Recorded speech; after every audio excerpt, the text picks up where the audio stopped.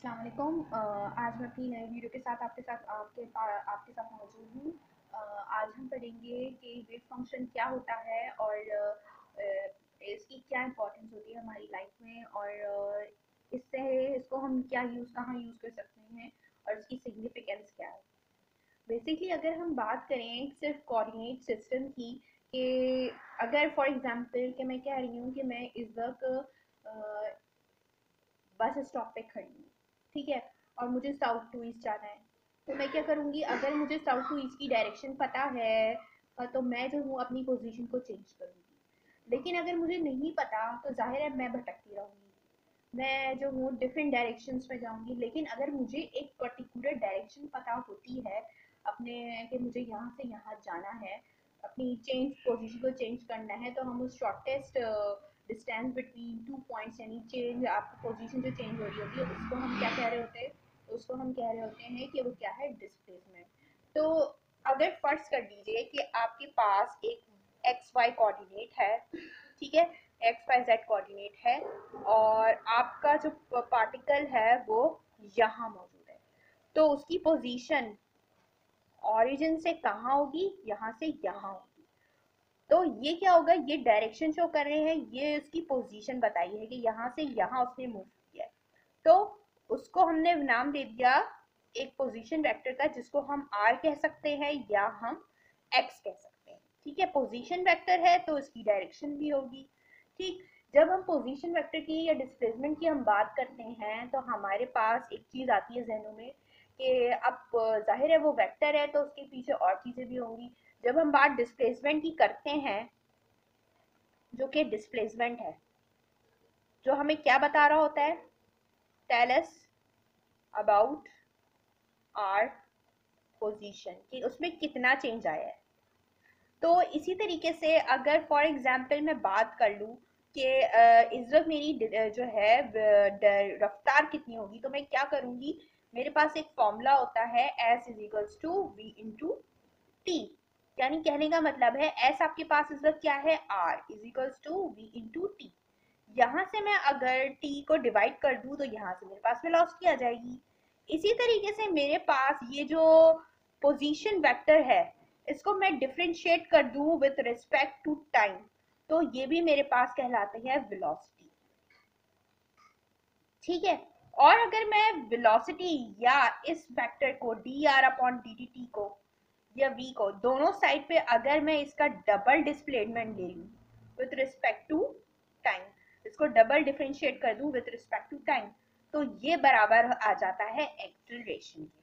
ठीक है, तो एक्सेलरेशन हमें बता रहा होता है change in velocity with respect to time, is called acceleration, और change in displacement with respect to time is called velocity। तो अगर मैं डिस्प्लेसमेंट का डबल डिफरेंशिएट लूं विथ रिस्पेक्ट टू टाइम, तो वो मेरे पास इक्वल होता है एक्सेलरेशन के। जबकि मैं जानती हूँ कि Newton second law of motion मुझे बताता है कि अब जहां से हमारे पास ये डिस्प्लेसमेंट का कॉन्सेप्ट आया, वेलोसिटी का कॉन्सेप्ट आया मेरे पास, और मेरे पास कौन सा कॉन्सेप्ट आया, और मेरे पास कॉन्सेप्ट आता है कि डिस्प्लेसमेंट क्या है, डिस्प्लेसमेंट से हम क्या क्या चीजें फाइंड कर सकते हैं। हमारे पास जो डिस्प्लेसमेंट, जबकि मैंने वेक्टर की बात की, तो वो मेरे पास किस फॉर्म में हो सकता है, एक्स आई प्लस वाई जे प्लस जेड के। ठीक है, ये आपके पास कोऑर्डिनेट सिस्टम है। ये मैं इसको इसको थ्री डायमेंशनल वेक्टर की फॉर्म में इसको मैंने लिखा है, उसकी कंपोनेंट्स की फॉर्म में। अब मैं जो हूँ, मैंने एक मैंने एक वेक्टर की फॉर्म में उसको लिखा है। अगर मैं बात करूँ कि अगर मेरी बॉडी अगर मूव कर रही है तो उसके पीछे भी कुछ वजूहात होती हैं, तो उसमें मेरे पास फोर्स आ जाती है, क्योंकि according to Newton second law, according to Newton second law of motion कहता है कि फोर्स बराबर है मास इनटू एक्सेलरेशन। यानी अगर कोई बॉडी मौजूद है और उस पर अगर फोर्स लगा रही हूँ, मैं ताकत लगा रही हूँ उसको मूव करने में, हरकत करने में, उसको मैं क्या दे रही हूँ, अप्लाई कर रही हूँ उसके ऊपर फोर्स, तो क्या होगा, उसकी किस पे चेंज आएगा, पोजीशन में चेंज आया, पोजीशन के साथ उसकी वेलोसिटी में चेंज आएगा, वेलोसिटी की वजह से, वेलोसिटी के चेंज होने की वजह से उसकी बॉडी में एक्सेलरेशन पैदा हो जाएगा। तो मास इनटू एक्सेलरेशन का मेरे पास जो प्रोडक्ट होता है वो फोर्स के बराबर होता है।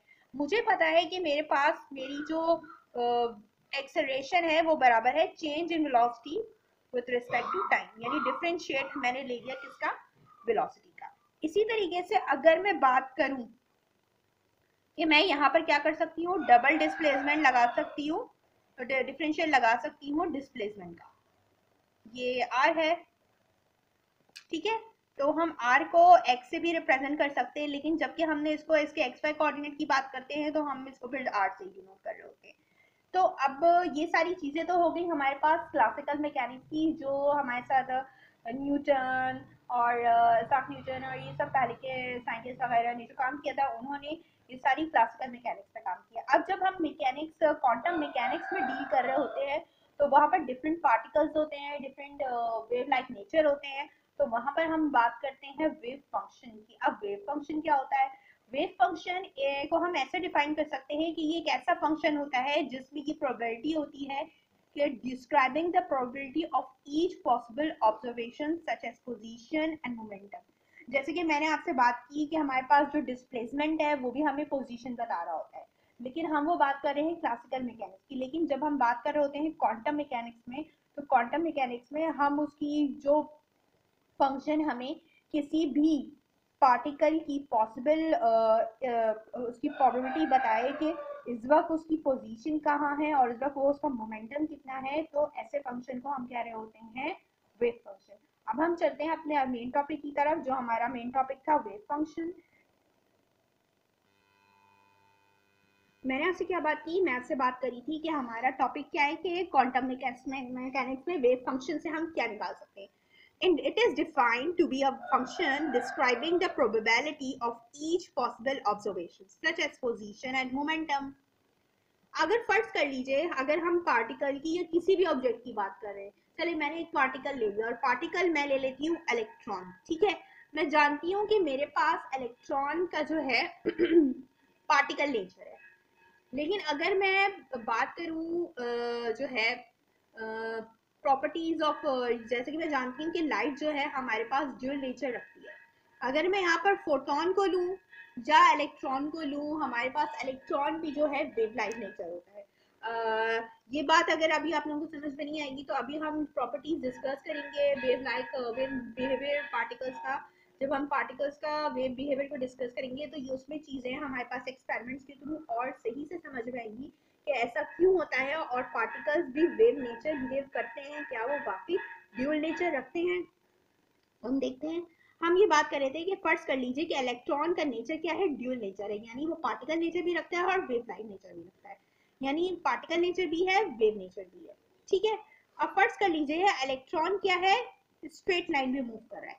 सिंपल डिस्प्लेसमेंट की मैं बात करूं तो इस वक्त इलेक्ट्रॉन कैसे मूव कर रहा है, इस डायरेक्शन में मूव कर रहा है। लेकिन अगर मैं बात कर रही हूँ कि वेव फंक्शन के हिसाब से, वेव फंक्शन को हम डिनोट करते हैं साइज से।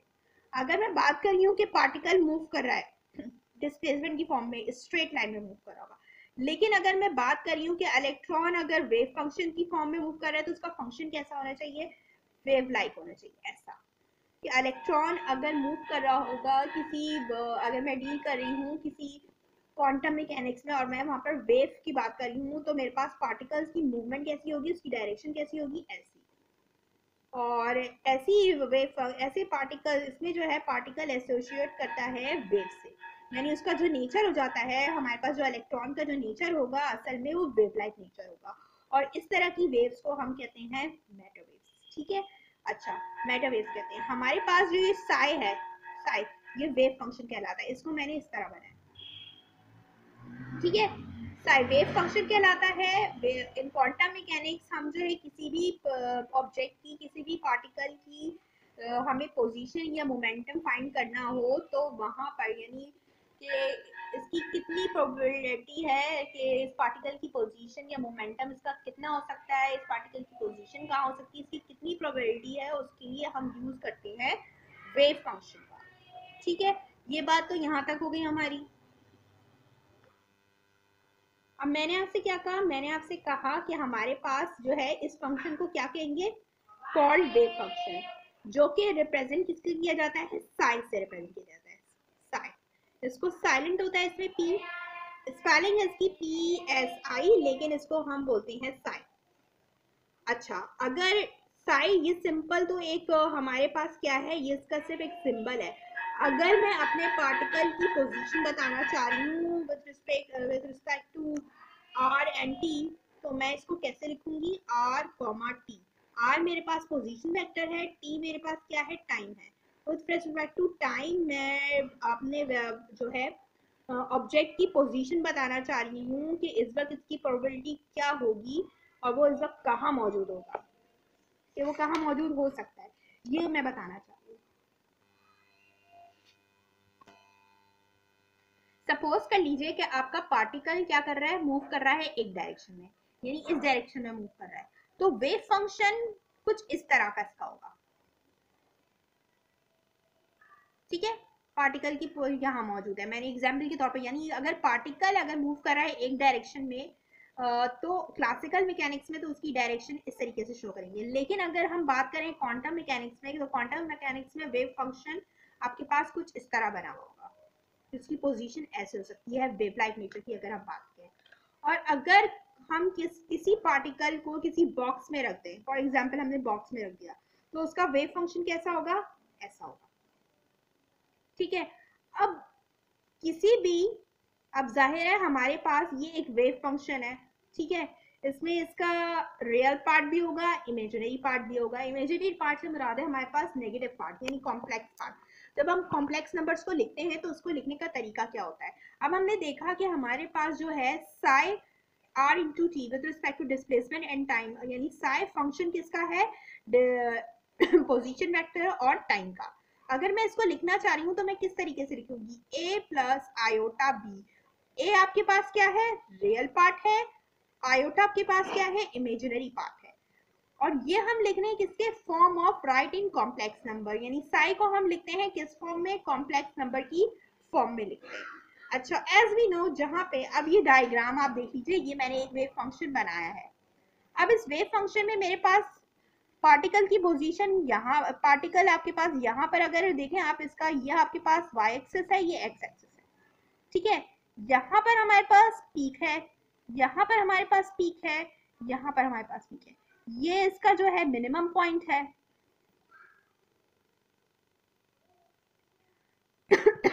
लेकिन यहाँ पर हमारे पास क्या है, एम्पलीट्यूड ज्यादा है। तो जहां पर हमारे पास एम्पलीट्यूड ज्यादा होगा उस पॉइंट पर हमें जो है अपने पार्टिकल की मिलने की जो प्रोबेबिलिटी होगी वो ज्यादा से ज्यादा होगी। लेकिन अगर मैं बात करूं इसकी, इस एक्सिस की, अलोंग द एक्सिस, ठीक है, तो इस पॉइंट पे मेरे पास मेरा जो है पार्टिकल मौजूद होने की प्रोबेबिलिटी 0 होगी, या नहीं होगी, या थोड़ी बहुत होगी। अगर मैं इसको बड़ा कर लूँ थोड़ा सा, तो यहाँ पर भी कुछ एम्पलीट्यूड मौजूद है, तो मैं कहूंगी कि यहाँ पर भी कुछ परसेंट मेरे पास जो है प्रोबेबिलिटी है मेरे पार्टिकल के पोजीशन की मौजूद होने की। और जहां पर मेरे पास मैक्सिमम, फॉर एग्जांपल मैं इसको ये कर देती हूँ, तो अब ये एम्पलीट्यूड ज्यादा हो गया, तो यहाँ पर प्रोबेबिलिटी ज्यादा होगी मेरे पास पार्टिकल के मौजूद होने की। लेकिन जहां पर नहीं है, तो वहां पर जहां पर मेरे पास एम्पलीट्यूड 0 हो रहा है, तो वहां पर मेरे पास पार्टिकल के मिलने की जो प्रोबेबिलिटी होगी वो कम से कम होगी। ठीक है, वेव फंक्शन हमें ये तो बता रहा होता है कि पार्टिकल्स की मिलने की प्रोबेबिलिटी कहाँ है, लेकिन वो हमें एग्जैक्ट उसकी पोजीशन नहीं बताएगा कि हाँ वो यही मौजूद है। वो हमें सिर्फ ये बताएगा कि आपके पास इस पार्टिकल की मिलने की मैक्सिमम प्रोबेबिलिटी कहाँ हो सकती है। तो अगर हम बात करें कि अगर हमें पार्टिकल की पता चल जाए कि प्रोबेबिलिटी मिलने की कहाँ मौजूद है, तो हमें उसके लिए हेल्प चाहिए होती है कि उसका एम्पलीट्यूड ज्यादा। अब मैंने आपसे बात की कि पार्टिकल क्या है, अगर मेरा वेव फंक्शन में मूव कर रहा है और मुझे उसकी प्रोबेबिलिटी फाइंड करनी है कि उस वक्त वो पार्टिकल की जो है प्रोबेबिलिटी क्या हो सकती है। तो किसी भी पार्टिकल की अगर मुझे प्रोबेबिलिटी फाइंड करनी है कि वो इस वक्त कहाँ मौजूद है, तो मैं, मेरे पास जो है साई किसके बराबर मौजूद था, a प्लस आयोटा बी के। ये रियल पार्ट था, ये कॉम्प्लेक्स, ये इमेजिनरी पार्ट था। तो साई जो है असल में हमारे पास क्या होता है, फॉर्म होती है कॉम्प्लेक्स नंबर की। और अगर मैं इसी का कॉन्जुगेट ले लूं, इसका कॉन्जुगेट क्या होगा, a माइनस आयोटा बी। ठीक है, इन दोनों को मैं मल्टीप्लाई करूं तो मेरे पास क्या आएगा, मेरे पास इसका जो है हैज इट्स कॉम्बिनेशन, किसका कॉम्बिनेशन है, साई इंटू साई स्टेरिक, ठीक है। साई स्टेरिक का मतलब है ये कॉन्जुगेट है आपके पास साई का, वेव फंक्शन का कॉन्जुगेट है। यानी देखिए मैंने ये लिखा हुआ है टेक कॉन्जुगेट, हमारे पास इसका कॉन्जुगेट ये आया, दोनों को मैंने मल्टीप्लाई किया तो वो क्या आ जाएगा, ये आ जाएगा। तो साई क्या है, मेरे पास एक प्रोबेबिलिटी डेंसिटी फंक्शन है। ये जो है साई, ये चीज कहलाती है आपके पास प्रोबेबिलिटी डेंसिटी, जिसके मैं थ्रू क्या फाइंड कर सकती हूँ, किसी भी पार्टिकल के मिलने की प्रोबेबिलिटी कहाँ कितनी हो सकती है। सो why any function to find the probability of a particle that is called probability, यानी ऐसे फंक्शन को हम क्या कह सकते हैं, any function to find the probability, ऐसा फंक्शन जिसमें हम पार्टिकल के मिलने की प्रोबेबिलिटी फाइंड कर सके, उसको हम कहते हैं प्रोबेबिलिटी डेंसिटी। और फॉर एग्जाम्पल इसकी मिसाल कुछ इस तरीके से है कि अगर फॉर एग्जाम्पल फर्ज कर लीजिए कि मैंने एक रस्सी ले ली, ठीक है, एक रस्सी के एंड को मैंने किसी चीज से बांध दिया और दूसरा एंड अपने हाथ में ले लिया। अब मैं उसको तेज तेज हिला रही हूँ, तेज तेज हिला रही हूँ। अगर मैं बहुत तेजी से हिला रही हूँ तो उसमें क्या होगा, उसमें जो है मेरे पास वेव ज्यादा से ज्यादा बनेगी, लेकिन उन वेव्स का क्या होगा, उनके दरमियान का जो फॉर एग्जांपल मैंने एक एग्जांपल ले ली, एक वेव फंक्शन ये है, एक वेव फंक्शन ये है। इस वेव फंक्शन को देखें तो इसमें वेव ज्यादा है, लेकिन ये जो इसकी जो वेवलेंथ है, अगर मैं इसकी लेंथ लूँ तो क्या है, वो ये है। और तो इसका मतलब है अगर इसका जो है वेवलेंथ कम है तो मेरे पास इसका मोमेंटम ज्यादा होगा, और अगर कोई वेव अगर उसकी लेंथ ज्यादा है तो उसका मोमेंटम कम होगा, ठीक है। दो वेव फंक्शन लिए हैं, एक वेव फंक्शन में हमारे पास की लेंथ कम है तो उसका मोमेंटम ज्यादा है, और दूसरे में आपके पास वेवलेंथ ज्यादा है तो उसका मोमेंटम कम है। मैंने इसकी एग्जांपल आपको किससे दी, मैंने इसकी एग्जांपल दी आपको रस्सी के थ्रू, कि अगर मैंने एक रस्सी ली, उसको मैंने जोर जोर से हिलाना शुरू कर दिया, तो जोर जोर से हिलाने की वजह से होगा क्या कि मेरे पास उसके जो है उसमें उसका जो है जो लेंथ होगी उसकी वेव की, ये जो लेंथ होगी वो कम होगी, लेकिन उसका मोमेंटम ज्यादा होगा। और अगर मैंने उसको हल्का हल्का मूव कर रही होगी तो उसकी वेवलेंथ ज्यादा हो जाएगी, लेकिन मोमेंटम कम होगा, क्योंकि सारा काम क्या है कि आपके पास उसकी पोजीशन कितनी चेंज हो रही है, वेलोसिटी में कितना चेंज। अच्छा, हम बात कर रहे थे आपसे कि अगर हमारे पास एक वेव फंक्शन है, उसकी अगर एनर्जी हमारे पास हाई है, ठीक है, एक वेव फंक्शन है इस तरह का वेव फंक्शन है, तो उसकी प्रोबेबिलिटी क्या है, आपके पास उसकी एनर्जी क्या है, हाई है। एनर्जी हाई है तो वो यूं मूव कर रहा होगा, रोटेट कर रहा होगा यूं, तो वो रोटेट करेगा भी हायर फ्रिक्वेंसी से, वेवलेंथ उसकी कम होगी लेकिन वो रोटेट कर रहा होगा हायर फ्रिक्वेंसी से, क्योंकि उसकी एनर्जी ज्यादा है, ठीक है। अगर मैंने एक एग्जांपल ले ली, मेरे पास ये है एक वेव फंक्शन है, अब यहाँ पर क्या है, मानो एम्पलीट्यूड ज्यादा है तो यहाँ पर प्रोबेबिलिटी मिलने के चांसेस ज्यादा होंगे, यहाँ पर एम्पलीट्यूड कम है तो यहाँ पर प्रोबेबिलिटी इलेक्ट्रॉन के मिलने की प्रोबेबिलिटी कम होगी उसकी पोजीशन में। ये देखिए, ये मिसाल के तौर पर हमने ड्रॉ किया है, जहां पर मेरे पास मैक्सिमम एम्पलीट्यूड है वहां पर मैं जो हूँ, मुझे जो पार्टिकल है उसके मिलने की प्रोबेबिलिटी ज्यादा से ज्यादा मिलेगी, लेकिन अगर कम है तो मुझे उसके मिलने के चांसेस कम। अब हम क्या करते हैं, हम एक एग्जाम्पल कंसिडर कर लेते हैं कि हमारे पास एक एग्जाम्पल है कि हमारे पास जो है, हमने देखा कि प्रोबेबिलिटी डेंसिटी किसके बराबर होती है हमारे पास, यानी वेव फंक्शन का अगर हम स्क्वायर कर दें तो हमारे पास वो कहलाती है प्रोबेबिलिटी डेंसिटी, और प्रोबेबिलिटी डेंसिटी के थ्रू हम उस पार्टिकल की पोजीशन फाइंड कर सकते हैं। अब मैंने आपसे क्या किया, मैंने इसको इंटीग्रेट कर रही हूँ विद रिस्पेक्ट टू एक्स, ठीक है। तो मैंने इसकी दो पोजीशन ले ली, इनिशियल पोजीशन इसकी 0 है और फाइनल पोजीशन इसकी 1 है, ठीक है। विद रिस्पेक्ट टू एक्स मैं इसको जो है क्या कर रही हूँ, इंटीग्रल कर रही हूँ। अब मुझे पता है कि मेरे पास मैक्सिमम प्रोबेबिलिटी क्या होती है किसी भी चीज के मिलने की, या तो 0 होगी, दो प्रोबेबिलिटी उसकी हो सकती है, या दो चांसेस हैं, या तो 0 या 1, और मैक्सिमम कितनी होगी मेरे पास, 1 होगी, यानी एक चांस, एक प्रोबेबिलिटी हो सकती है। तो फर्ज कर लीजिए कि ये एक पार्ट है, ये एक हिस्सा है, ठीक है, ये एक घर है, ठीक है, या मैं कर लूँ कि ये एक कमरा है, ठीक है, और मेरा जो कोई दोस्त है वो इस कमरे में मौजूद है। अब इस कमरे में ये जो है इसका स्टार्टिंग पॉइंट है जो कि 0 है, ये इसका एंडिंग पॉइंट है ए, यानी ये लेंथ दी है। अब मान, ठीक है, तो हम बात कर रहे थे कि हमारे पास फर्स्ट कर लो ये रूम है, ठीक है, यहाँ पर इसका स्टार्टिंग पॉइंट है, इसकी पोजीशन 0 है, ये फाइनल पॉइंट है ए है, यानी इसकी लेंथ है। यहाँ पर मानो इसका दरवाजा है, ये कंप्यूटर है, ये बास्केटबॉल है, और ये मेरे पास क्या रखा है, बेड रखा है। अब मुझे नहीं पता कि मेरा दोस्त जो अंदर है, ये लड़की है लड़का जो भी है, वो जो है कहाँ बैठा हुआ है, इसका कंप्यूटर पे बैठा है, बास्केटबॉल खेल रहा है, या बेड पे। तो मैंने क्या किया, अब मुझे इसका एग्जैक्ट इसकी पोजीशन फाइंड करनी कि कहाँ हो सकती है। मैंने तो इसकी दो पोजीशन फर्स्ट कर ली है, और मैंने मैक्सिमम पॉसिबिलिटी ये रखी है कि वो किसकी कितनी होगी, उसकी प्रोबेबिलिटी 1 होगी। तो अब मैं इसका प्रोबेबिलिटी डिस्ट्रीब्यूशन ग्राफ बनाती हूँ, यहाँ पर मैं जो इसकी पोजीशन रखूंगी, यहाँ पर प्रोबेबिलिटी डिस्ट्रीब्यूशन फंक्शन। अब मैंने क्या किया, मैंने इस पोजीशन को कह दिया कि ये क्या है, बेड है, ये बास्केटबॉल है, और ये पार्ट क्या है, कंप्यूटर है। अब मुझे नहीं पता कि इसकी एग्जैक्ट पोजीशन क्या है, तो मैंने कुछ इस तरह का ग्राफ बना लिया, ठीक है, एक ये पार्ट है, एक ये पार्ट है, एक ये पार्ट है, ठीक है। अब मैं कह रही हूँ कि मेरे पास मेरा दोस्त कहाँ मौजूद है, बेड पे मौजूद है। अगर वो बेड पे मौजूद है तो मेरे पास इसकी जो है पोजीशन कहाँ होनी चाहिए, ये 0 हो जाएगी, तो उसकी प्रोबेबिलिटी कहाँ होगी, यहाँ होगी। यानी ये पार्ट, सिर्फ ये पार्ट मैं ड्रॉ करूंगी इस वेव फंक्शन में, प्रोबेबिलिटी डिस्ट्रीब्यूशन फंक्शन के ग्राफ में, कि मैं ये कह रही हूँ कि उसकी प्रोबेबिलिटी कहाँ है, वो कहाँ पे मौजूद है, जब कंप्यूटर पे मौजूद है, ठीक। लेकिन अभी मुझे पता नहीं है, मैं एक सिर्फ एक प्रोबेबिलिटी के तौर पर, एक गेसिंग के तौर पर कह रही हूँ। अब मैं फॉर एग्जाम्पल मैं जाती हूँ कमरे में, दरवाजा खोलती हूँ। अब मैं दरवाजा खोलती हूँ तो वो मुझे मिलता है बेड पे। जब वो अगर मुझे बेड पे मिलेगा तो मैंने कहा ये पोजीशन उसकी बेड की है, ये इसकी जो है बास्केटबॉल की है, ये कंप्यूटर की है।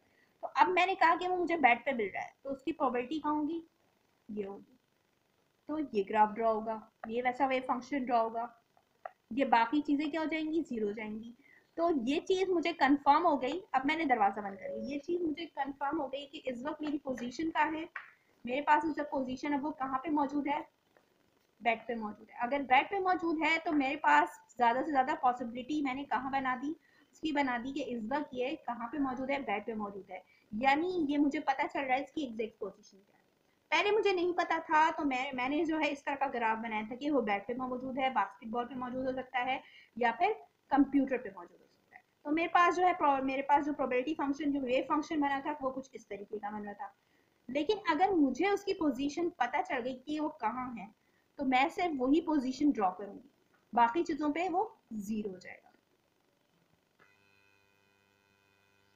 अच्छा, ये जो आपके पास ये जो ड्रॉ हुई है वेव, इसको आप कहते हो स्पाइक्स, ठीक है। अगर जब आपने मेजरमेंट किया कि आपके पास इस वक्त आपकी पोजीशन क्या है, तो आपके पास उस वक्त क्या होगा, साई क्या है, कोलैप्स करेगा। और अगर आप फिर दोबारा मेजरमेंट करते हो और आपकी जो बॉडी है या वो पार्टिकल है वही मौजूद है, तो तब भी वो कोलैप्स कर रहा ही होगा, ठीक है। तो ऐसे वेव फंक्शन को हम क्या कहते हैं, वेव फंक्शन कोलैप्स, यानी जो स्पाइक्स बन रहा है, ये वाला पार्ट, जहां पर हमारे पास एम्पलीट्यूड क्या है, मैक्सिमम है, तो वो पार्ट हमारा कहला रहा होता है वेव फंक्शन कोलैप्स। और ये तब आएगा जब आपके पास एक्सपेक्टेड वैल्यूज की हम बात कर रहे होते हैं, ठीक है। अब फर्ज कर लीजिए कि मेरा पार्टिकल जो है यहाँ पर मैक्सिमम एम्पलीट्यूड है, यहाँ पर मैक्सिमम एम्पलीट्यूड है, ये दो पोजीशन है, यहाँ पर जो सबसे मैक्सिमम एम्पलीट्यूड है वो यहाँ पर होगा। तो मेरे पास यहाँ पर मेरे पार्टिकल के मिलने के ये प्रोबेबिलिटी कर्व है, यहाँ पर मेरे पास जो है पार्टिकल के मिलने के चांसेस ज़्यादा से ज़्यादा होंगे। जहाँ पर यानी हमारे पास वेव फंक्शन का फायदा क्या है कि हम प्रोबेबिलिटी में पता चलती है कि इस वक्त हमारा पार्टिकल कहाँ मौजूद है, और जहां पर हमारे पास मैक्सिमम एम्पलीट्यूड होता है वहां पर उसके ज्यादा चांसेस होते हैं। अब यहाँ देखिए, यहाँ पर जो है कुछ ना कुछ इसके मौजूद है, लेकिन ये 0 पूरी तरह नहीं है, तो यहाँ पर भी हमारे पास पार्टिकल के मिलने की चांसेस प्रोबेबिलिटी मौजूद है। मैक्सिमम प्रोबेबिलिटी नहीं है, लेकिन कुछ ना कुछ प्रोबेबिलिटी है। यहाँ पर भी मिलने के चांसेस, यहाँ पर भी मिलने के चांसेस हैं, ठीक है। तो वेव फंक्शन से हमें क्या पता चल रहा है, वेव फंक्शन से हमें पता चल रहा है पार्टिकल की मिलने की पोजीशन और उसका मोमेंटम, कि उसकी प्रोबेबिलिटी कितनी हो सकती है इस वक्त। एग्जैक्टली वो हमें नहीं बताएगा कि इस वक्त वो कहाँ मौजूद है, सिर्फ वो हमें ये बताएगा कि इस के कहाँ मिलने के उसके चांसेस मैक्सिमम है। ठीक है, तो हमारे पास क्वांटम मैकेनिक्स में वेव फंक्शन का यूज ये होता है जब हम पार्टिकल को डील कर रहे होते हैं वेव नेचर में।